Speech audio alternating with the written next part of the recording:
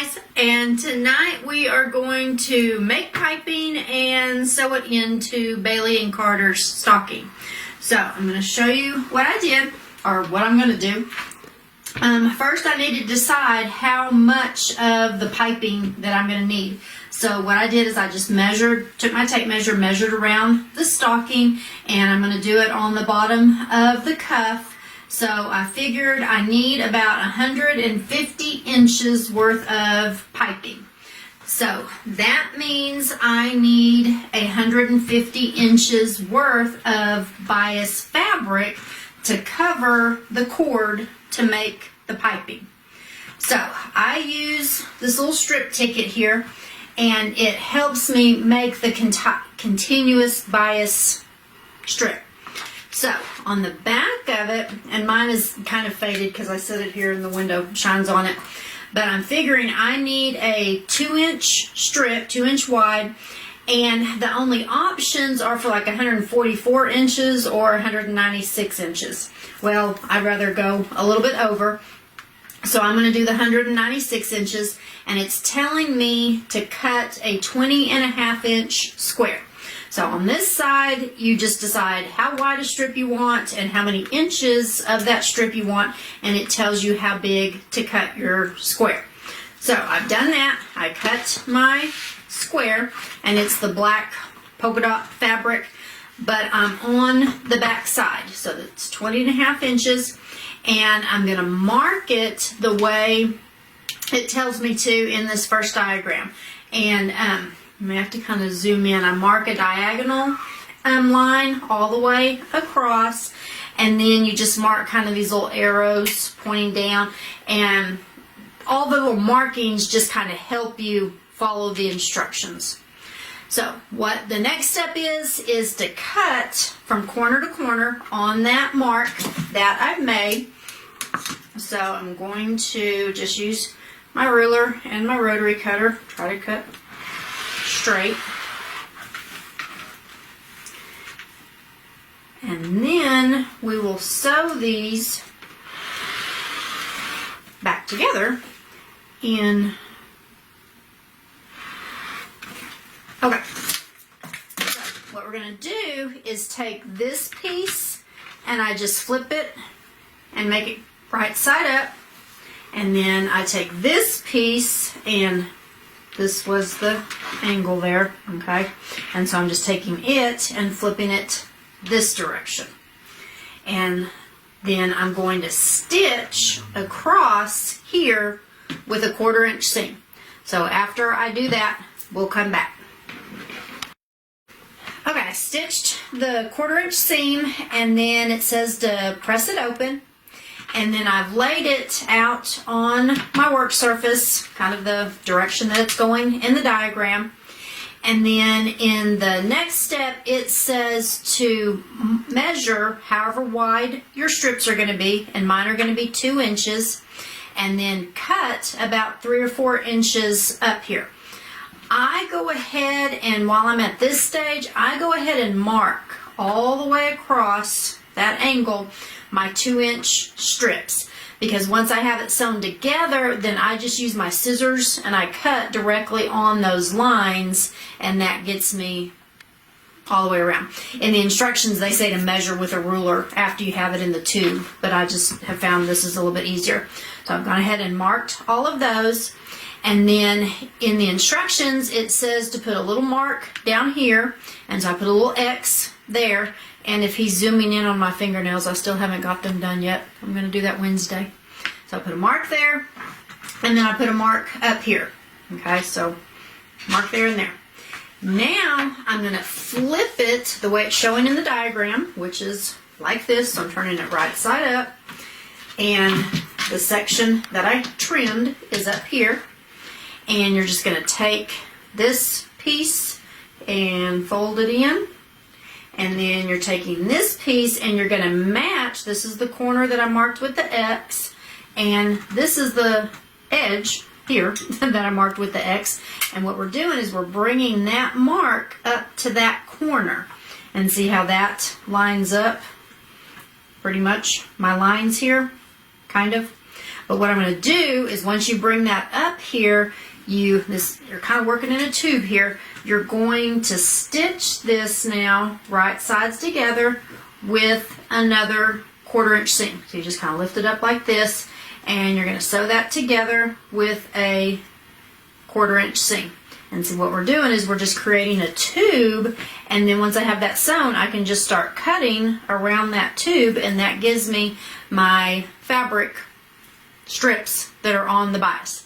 So once I have this sewn, I'll come back and I'll show you what to do, but we're just going to sew that together with a 1/4 inch seam.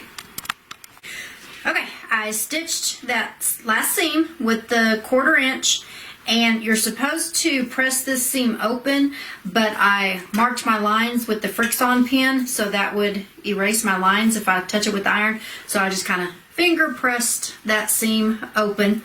And now all I have to do is take my scissors and I'll just start trimming this or cutting this all the way around, and see how it's just a complete tube now. And so I'll just cut all the way around, and you end up with 150 inches of bias strip just out of a 20.5 inch square. So once I'm done cutting all of my strip of fabric, then we'll come back and I'll show you how to cover the cord and make the piping, and then we'll sew it into the stocking. So we'll be back. Okay, we're ready to start sewing, and so I have my strip here all cut out, and I just rolled it up into a little roll, and then I cut me about a little over 150 inches worth of the cord, and I have it rolled up, and I'm going to be using this, what we call the piping foot, but it's not really called the piping foot. It's with the Berninas, it's the number 12 foot. It's the 12C for the machines with the 9mm stitch width. And for the Brothers and the Baby Locks, on the package, it's actually called a Pearls and Sequins foot. And if anybody has taken any of the guide classes, we do this in class 3, I think it is, when we make the piping, and we use that foot. And see, it just has this big groove in the bottom of it, and so that's going to run right on top of the cord. I'm going to move, well, I've moved my needle position over all the way to the right. And so when you put that on, I gotta get my thread up underneath there, hang on. Okay, you'll take your cord, wrap the fabric around it. So the right side of the fabric is out, wrong sides are together, and then you're just going to squish that into the fold of the foot, and then just as you sew down, keep those raw edges even over on the right hand side, and just keep that cord squished up into the fold of the fabric. And I'm just going to sew all the way down my 150 inches to make my piping. And the reason we cut the fabric on the bias is so that when we go around the curves, the piping will turn and curve real easily, and it'll lay smoother. So I'm just going to keep doing this, and then I'll come back and show you the next step.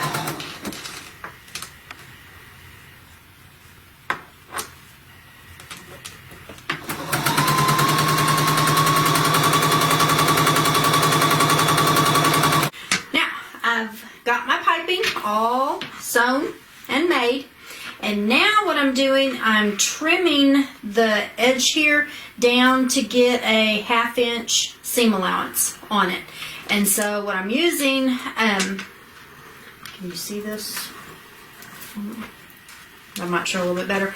It's called a Grooven Piping Trimming Tool, is what it's called. And I ordered some of these the other day, and I also ordered some of the strip tickets the other day because I think they're handy.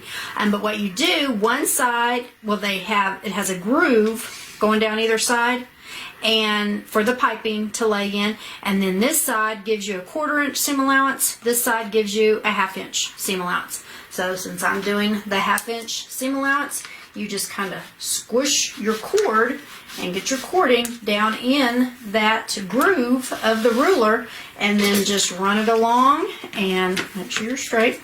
and then just trim that to, all the dogs are coming to visit us. Slide it down, trim, and that just gives you that exact 1/2 inch seam allowance. So I'm just gonna keep doing this, and then when we come back, we will sew it in.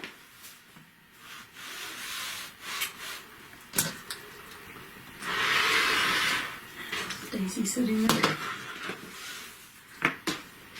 Okay, so we're ready to sew it to the stocking. So what we're going to do is, I'm still using that piping or number 12 foot here on the Bernina that has the groove in the bottom of it. I'm lining up my raw edges, kind of, to get that 1/2 inch seam allowance. Now, when you're doing this, you cannot go off of your seam allowance guides because your needle's moved over and you have the bulk of that piping. So that's why I cut the edge of the piping to get that 1/2 inch seam allowance. Now, I'm also going to go ahead and move my needle position one more position back towards the center. So I've moved it all the way to the right when I was making the piping, and now when I sew it into this front side of the stocking, I'm moving it one position back over, and then I'm just going to start sewing down, back stitch there a little bit, and just keep the piping in the groove of the foot and all of your raw edges even over here on the side. And then what we're going to do when we get up here to these curves, this is kind of an inside curve right here, and we don't really have to do anything to the piping for those inside curves. Just keep all those raw edges even as you work around. Now the toe here though, this is this outside curve, and so what I'm going to do when I get up here, maybe a little bit closer. Our dogs are making... Dogs, y'all are so naughty. Go away. Go away. Go away. No, she's gonna go. What we're going to do when we get to going around this curve is I'm just going to start clipping the seam allowance of this piping, just maybe 1/2 inch or so, and go for however long you think it's going to take to get you around that curve. I'm going to go about like that, and see how when I clip that seam allowance, see how that allows that piping to turn. It gives that piping the freedom, I guess, to work around that corner. So then I'm just going to start going around, and I'm just kind of pushing my fabric around that curve, and then raise up your presser foot every once in a while to turn and pivot.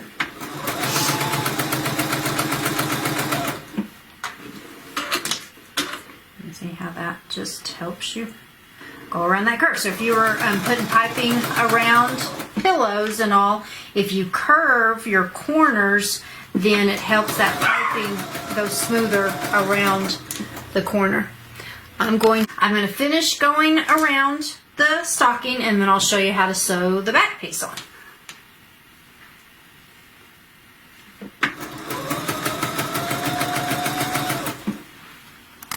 Okay, I've stitched all the way around, got the piping sewn down, and said I did the same thing here on the heel, just clip that seam allowance of the piping. Now, for the back, these are going to be lined, and I'm going to show you in the next video how to put them together and line them and everything. But this piece is just the back of the stocking. So I'm going to take these, put them right sides together, and then instead of stitching from this side, if you'll just turn it over, now you have that last line of stitching where you sewed the piping to this front piece, and you can kind of use that as your guide. And now I'm going to go ahead, when I do this step, move the needle one more step closer back towards the center. And when I'm doing that, again, I'm just nudging that needle that much closer to that piping so that it snugs it up and gets it good and tight. So now, and the piping will, this is going to kind of start getting a little bit bulky. If it doesn't want to feed as easily in your machine, you can go ahead and lengthen up your stitch length just a hair. Like I've been using just a normal 2.5 length on everything, but if you want to bump it up just a little bit, just to help it feed through because it's getting kind of thick.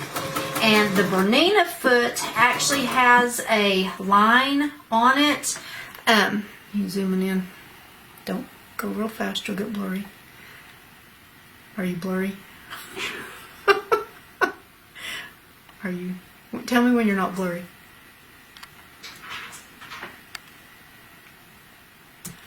Okay. Okay. I'm pointing here. See how it has this foot line on the foot? And what I'm doing is I'm just following that along that seam line, and even though my needle's one position in, I'm using that as my guide as I go down. Okay, now I can go back out. And so I'm just going to go all the way around. So, and just match up your edges. You could, if you wanted to, you could pin these together, or this would be a good place to use those little clips too.